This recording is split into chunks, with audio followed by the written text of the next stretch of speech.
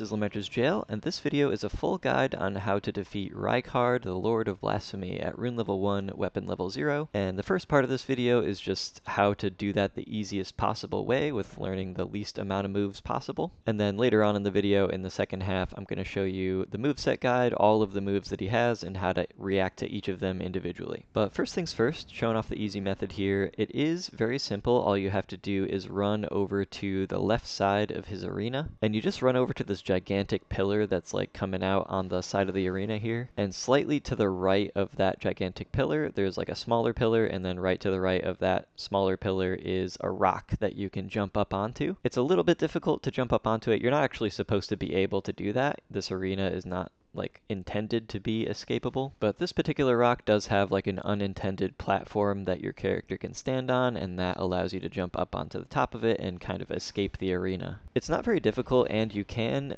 practice this jump for as long as you want, because you have to approach Rykard in the middle of the arena for him to actually be activated. So if you just don't approach him and you just run around the outside of it, he will just continue to sleep there, and you should just have like an infinite amount of time to be able to practice this jump before you actually wake him up. And once you feel comfortable, just run up to him so that he does wake up, and then run back to this rock and try to jump to the top of it. You do want to be sprinting into the corner of the rock and the wall next to the rock. It is possible to make the jump without sprinting, but sprinting does make it easier just because it gives your character a little bit more forward momentum. So you just want to sprint and then jump, and aim your character while you're jumping towards the outside corner of the rock where you see my character jump in the video here. And then once you land on that corner, you can just jump again and get to the top of it, and you'll just be kind of outside of the bounds of the arena at this point. And the point of standing up here is Rykard has a whole bunch of attacks that he uses that are kind of on the ground, like when he bites or swings his sword or anything. They always kind of stay low to the ground because that's where you would be if you were in the actual arena fighting him the normal way. But when you're standing on top of the side of the arena like this, all of those ground level attacks are going to miss you, and so you can just stand up here and you don't even have to worry about knowing any of those attacks at all, because they're all just going to miss you and you don't have to think about it. Really, the only things that you do have to think about are one move in phase 1, which is like the poison spit move. He can do that and hit you up here in phase 1 because it's like a projectile. So when he does that, you just want to get away from where that poison lands, and then as soon as you're away from it, you can just continue to do your shield poking, and you won't even always see that move come out, so just hopefully you don't see it, and if you do, just run away from it and then continue to attack. And a second ago, I said you'll continue shield poking. You do want to have a shield when you're doing this method, because if you just hold up your shield and then use the light attack button, your character is going to perform a shield poke, which you don't have access to if you don't have a shield. It really doesn't matter what shield you use, because you're not going to be blocking anything with it in this method. You just use it so that you can unlock that shield poke animation when you're blocking. It's just a really quick attack, which is why I suggest using it. You don't have to use it. You can just use regular quick attacks if you want, but the shield poking does do a lot of poise damage and regular damage, and it's very quick, so I just recommend doing this. And currently in the video, we're in phase 2 of the easy method, and you just saw Rykard like hold his sword up in the air for a little while and scream right after he like stomps on the ground with his weird foot. And that means the summon family move is about to start, the move where he like summons a whole bunch of spirits that fly out of the sky and try to explode next to you. This is one of the moves that can hit you while you're up out of bounds on top of the rock, so whenever he does this, you just want to sprint back and forth across the edge of the arena. As long as you're sprinting forward when those sky skulls try to explode next to you, they won't hit you, and so you won't receive any damage. So just run back and forth like this until the move is over. You can tell when the move ends because Rykard is going to do the Taker's Flame Ash of War with his Blasphemous Blade. Basically that just means he holds his sword up in the air and then slams it on the ground and creates an explosion. Once he does that, you know that this move is over and there's not going to be any more spirits appearing out of the sky, so you can just go back to your normal spot and just continue to shield poke. And it's kind of a spectacle, that move, with the sky turning a different color and all those like skulls flying at you and whatnot, but it is very simple to dodge. You just have to sprint forward. And when phase 2 did start, you saw me summon a spirit jellyfish. I did that just because I wanted to kind of distract Rykard a little bit. The goal there is just to give yourself more time to jump up back onto the rock so that you're back in like your safe spot again. Hopefully that spirit jellyfish helps distract him long enough for you to be able to do that. It's not totally necessary to summon anything, but I like to do that. I like the Spirit Jellyfish specifically because it can survive a couple of hits from him, so it's a good distraction, and it will poison him, which helps with your damage a little bit. But the strategy does remain the same in Phase 2 as in Phase 1. You just have to make sure that you're not getting hit by those couple of moves that can hit you while you're up here, and the second one of those two moves, besides like the summon family move, is the Rykard's Rancor. It's just a skull that floats around and leaves a trail behind it, and that trail will explode after a short delay. You just have to make sure that you're not standing in the trail when it explodes, so just avoid the skull and the trail. The skull and the trail won't actually cause any damage. They don't have any hurt boxes themselves, only the explosions do, so if they're kind of floating around next to you, just run away from it, and that should be enough to be able to avoid it. But yeah, that's pretty much it for this easy method. You only have to learn those three moves, just the Poison Spit and Rykard's Rancor and the family summon move that he does in Phase 2. As long as you're aware of what those look like, as well as how to jump up onto the rock, then you should be able to bypass this fight entirely and get through it without knowing too much about it. You do need to beat Rykard in order for Bernahl to show up for the Godskin Duo fight as a cooperator, as well as for Bernahl to show up in the Crumbling Farum Azula so that you can defeat him for the Blasphemous Claw in order to use that against Malekith. So there's a couple of good reasons to go about beating Rykard, even though he's not a required boss necessarily. But yeah, hopefully that helped you out, and what you're seeing right now is just the easiest way to go about defeating that Godskin Noble right before the Rykard fight in the Volcano Manor. Pretty much you just make him fall asleep, and then you can use the Bloodhound Fang here with the Bloodflame Blade spell on it, and you can just spam the Ash of War until he's staggered, and then take the critical hit after the stagger, and then put him back to sleep. And you just do that 3 times until he's defeated, not a big deal. The easiest way to get the Bloodhound Fang is just to use Blythe as your cooperator. You can actually summon him inside of the Everjail that you get this from. And as long as he's taking the aggression of the Bloodhound Knight in that Everjail to get this weapon, you can just do jumping heavies, and then when the aggression changes back to you, you can just run away and dodge until it changes back to Blythe. And then you just basically keep trading aggression with Blythe until that Bloodhound Knight guy, Dariwill I think his name is defeated. That's the easiest way to get this weapon. And then the only other thing that's kind of hard to get besides that for this easy method is the sleeping pots. And if you wanted to get an infinite amount of those, the crafting material in order to craft those, you can check out the Godskin Duo guide that I have linked in the description of this video, and in that video I have a small guide on how to go about getting these Trina's Lilies, which you use to craft these pots. So anyway, that is the easy method, and if you actually want to learn how to beat him the normal way, what with dodging all of his moves appropriately and responding with your own attacks, then this next section is what you're going to want to pay attention to, the actual moveset guide. And then after that moveset guide, I just have a couple examples of me beating him at rune level 1, weapon level 0 hitless, just so that you can see the flow of the actual battle, just what it looks like when you're fighting him the normal way. So the first thing I guess to go over would be the neutral position. You just want to stand kind of in front of him, and the reason you want to stand in front of him rather than doing something else is because he has a bunch of different moves that he uses at different positions when you're near him or far away from him or super duper close to him or on his side or behind him or whatever. He'll use different moves depending on your position. So you just want to hang out in front of him, far enough away where he won't hit you with the lava that's underneath him, but close enough where you will still be able to hit him with your Serpent-Hunter attacks. And that's the same in both phases. You'll kind of want to hang out there. And in Phase 1, he actually does have that Poison Spit move that I went over earlier when I was showing you the easy method. To react to that move, you just have to sprint backwards. You can't sprint in any other direction, otherwise he will hit you with it. So you just have to sprint backwards, and it forces you to make distance from him, and that kind of unlocks some really unfortunate moves that he can use when you're a little bit farther away from him, but you'll see that in a second. For the Poison Spit, you just want to sprint backwards until the poison lands on the ground, and then you just have to avoid the spots on the ground where the poison kind of lingers for a little while. If you step on it, it's going to hurt you. So you just have to stay away from it until it disappears, and then you can go back to the neutral position and continue the fight normally. But like I said, the Poison Spit move is going to force you to run away from Rykard and make distance from him, and when you do that, when you have a little bit of distance from him and you're no longer in the neutral position, he is going to potentially use the Earthquake move, which is the most annoying move that he has, potentially, because it's really hard to dodge, and you won't actually be able to dodge it if you don't know the secret to dodging it, kind of. And there is a few different ways to dodge it, but there's really only two, like, viable ways to go about it. The first and easiest, and what I recommend, is just using Vow of the Indomitable Ash of War on a shield. You probably will have a shield anyway, because if you have a shield and you just block with it and then use the light attacks of the Serpent-Hunter, you'll do like the shield pokes that I was talking about earlier, and that is a good thing to do because they're really fast and do a bunch of damage. So because of that, you really just might as well throw Vow of the Indomitable on your shield, just specifically to dodge this Earthquake move only. What Vow of the Indomitable does is it gives you more invincibility frames than dodging gives you.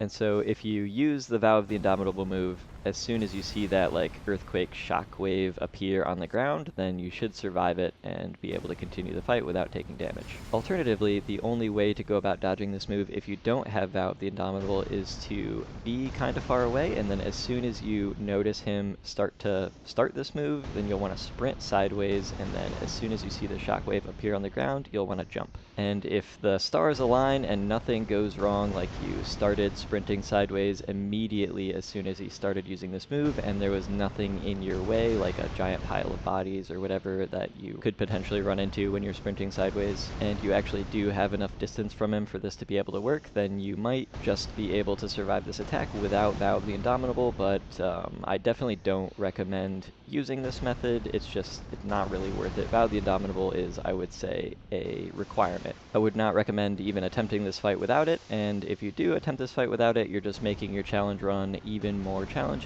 and increasing the chaos level by quite a bit, so it's still possible to win, but just a lot harder. And then he can also do this snake bite move. He'll do this when you're in the neutral position, kind of close and in front of him. He can either do 1, 2, or 3 snake bites, and he can also do this in both phase 1 and in phase 2. If you notice these coming out and you're kind of at a medium distance rather than super duper close to him, then you can just sprint backwards to avoid them. Otherwise, you will want to dodge as soon as they're about to hit you. Honestly, this move is not very difficult to dodge. I like to see it come out because after you do dodge his like snake bites, his quick ones like this, you can usually do a jumping heavy attack afterwards and then just go back to the neutral position and see what else he does and continue the fight from there. He can also do this delayed snake bite where he kind of slithers to the side a little bit, and then after a small delay he'll try to bite you. And for this one, you just dodge sideways right when he's about to bite you, and then charge up a charged heavy attack, and that is a safe thing to be able to do. I like seeing this move come out because the delay makes it easy to dodge, and you can get a charged heavy attack in, so it's a good like poise breaking move as well. And then if you're on the side of him at any point, like not directly in front of him, he will do the side bites. He can do this in both directions, left and right, and to this one you just have to dodge it, and then I usually do a jumping heavy attack afterwards. If you're staying in the neutral position, you might not even see this move come out very much because it only happens when you're on his side, and for this reason I would consider the other moves to be more important to learn than this one, so consider this one to be like on the secondary list of moves to learn if your brain can only hold so many things at one time. You'll also see this snake grab come out where he kind of like hisses at you up in the air and then slams down on the ground and tries to grab you, and he will eat you when you do this. You can't block it because it's a grab move. And to dodge it, you just wait until he's about to slam his little face down and you dodge sideways and do a charged heavy attack. Again, this can happen in both phase 1 and phase 2, but mostly you'll see it in phase 1. This snake charge that you're seeing right now happens when you're at a little bit of a distance away from him, and to avoid it you just have to sprint backwards, and as soon as he's done using this attack, he's gonna kind of spew a little bit of lava around the arena. That's how you know it's done, and then you can just kind of do a charged heavy attack or a jumping heavy attack and then go from there. He can also lift his head up in the air as though he was going to do the earthquake move, but instead he just slams his face into the ground and spews lava at you. And the best way to avoid this is just to back up and stay outside of the range of where the lava is going to spew, and then just do a jumping heavy attack. And in phase 2 he can also do this belly flop where he stands up a little bit and then he either flings himself forward or backward, and either way it'll fling some lava at you when he lands. And same thing with the phase 1 lava throw throw move, you're going to just want to back up and kind of run away from him until that lava gets flung and then lands, and then you'll just want to do a jumping heavy attack. If you approach him and are super close to him, like basically if you're standing inside of his little lava zone and taking damage from that, he could use this temper tantrum move where he kind of just like hisses really loud and then spins around in a circle, and that kind of just flings lava everywhere. You won't see this move come out very much because you probably don't want to be standing that close to him, but if you do see it come out, you can dodge it just by making distance from him. His tail and his head that fling around in a circle stay pretty close to him, so if you make a little bit of distance, they won't hit you. And again, I just like to punish this move with jumping heavy attacks, just like most other moves that he has. He also has this body slam move where he just kind of tries to hit you with his snake neck, I guess. And to dodge that, you just wait until that snake neck is about to hit you and then do a jumping heavy attack, kind of the same as most of his other moves. You actually won't see this move come out very much. It took me a little while to get the clips to show you on it because it just didn't do it that much. So again, less of a priority to learn because you very well could just never even see it happen. And then if you're directly behind him at any point, he can use this tail whip attack. Again, probably not something that you'll ever see because I don't imagine you'll ever be behind him, because if you're staying in the neutral position, then you probably just will never see this move happen. So if you do, here's how you dodge it, and then again, I like to punish it with a jumping heavy attack. And as I mentioned earlier, this is the Rykard's Rancor move again. I showed this off in the easy method, but I'm showing it off again because it is relevant to pay attention to.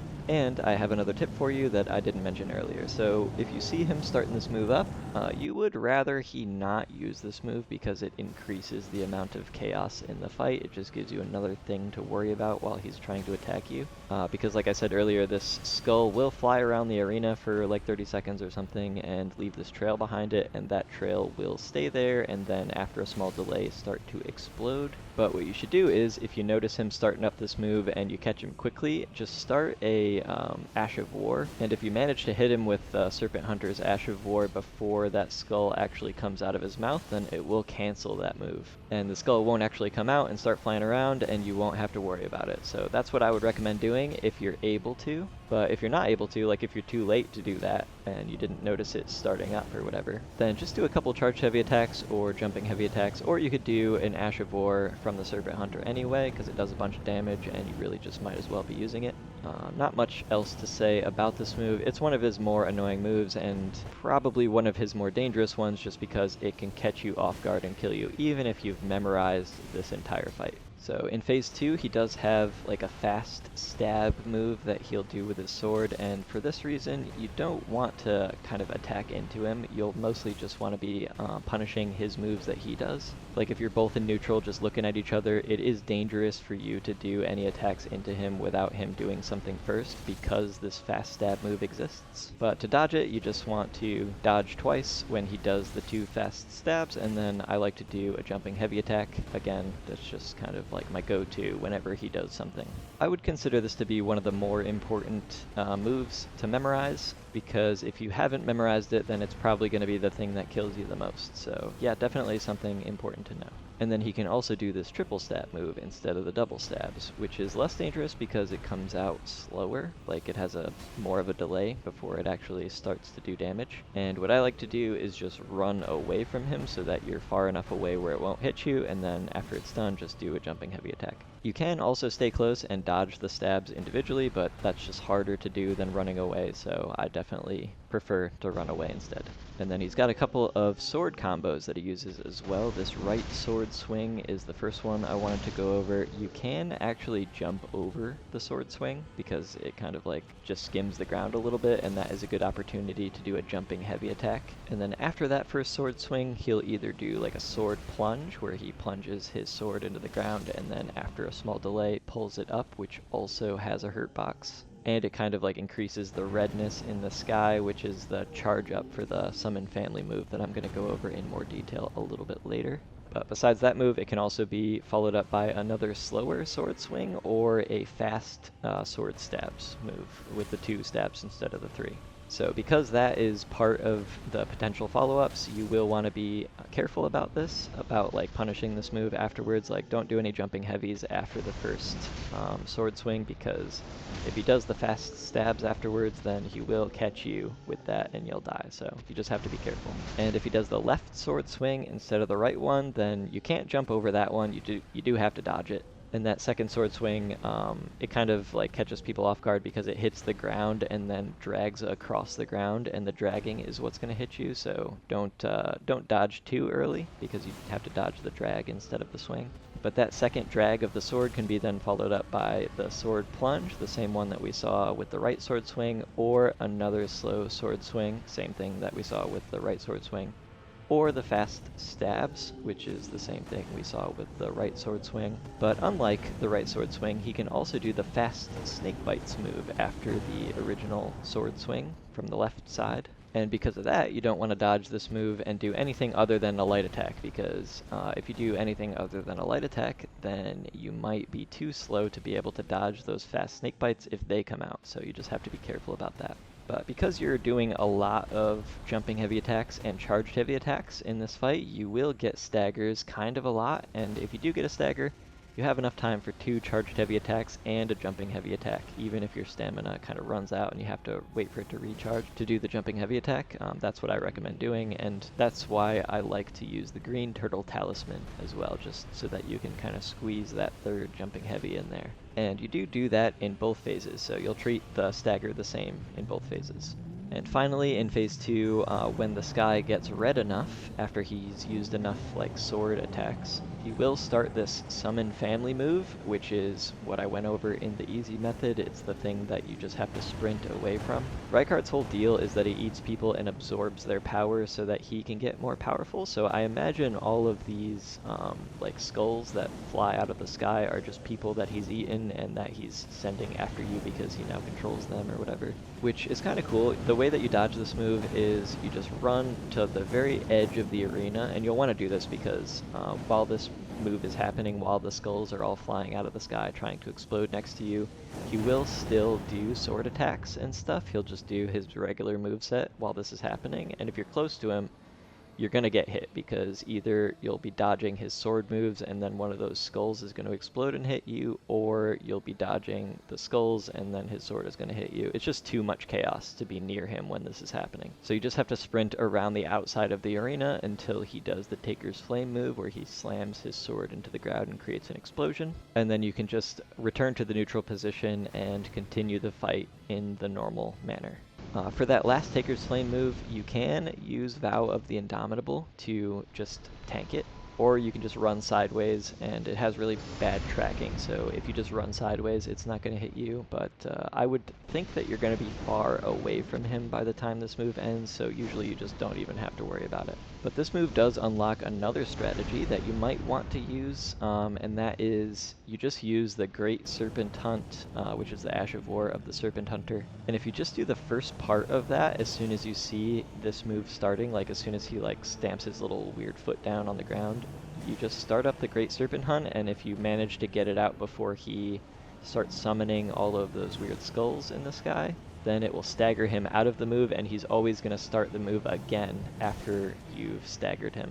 And you can just then use the Ash of War again to stagger him again, and you can literally just stagger chain him until he's dead with this Ash of War. Just keep using it over and over, and he's always just going to get staggered, and then attempt to use this summon family move over and over, and you know for sure that he's just going to keep trying to use this move, and if you just keep using the Great Serpent Hunt Ash, then this is literally the easiest way to defeat him from maybe half health or so when he starts using this move for the first time. If you use this method that I'm showing off in the screen right now, then as soon as he starts this move, then you know that you've won, because you can just continue to stagger him until he's dead. He won't be able to do anything to you. You have enough time to both drink a blue flask and start the Ash of War before he actually starts summoning things, so you are guaranteed to win if you do use this method with the stagger chain. So just something to consider if you are just trying to get this fight over with as quickly as possible and don't really care about like doing it in any kind of fancy way. So yeah, that is the entire fight. That's all the moves he has and how to react to all of them. The next section of the video is just a couple examples of me fighting him at level 1 with no weapon upgrades. The first example is using the shield pokes and the Vow of the Indomitable, and the second example is no shield, no Vow of the Indomitable, just Serpent-Hunter only, just two-handing it. So hopefully that'll be helpful for you so you can see the flow of the battle and what it looks like when you're doing it the normal way. And if you like this video and you want to see more Rune Level 1, Weapon Level 0 guides and other stuff in the future, feel free to subscribe to the channel. Thanks.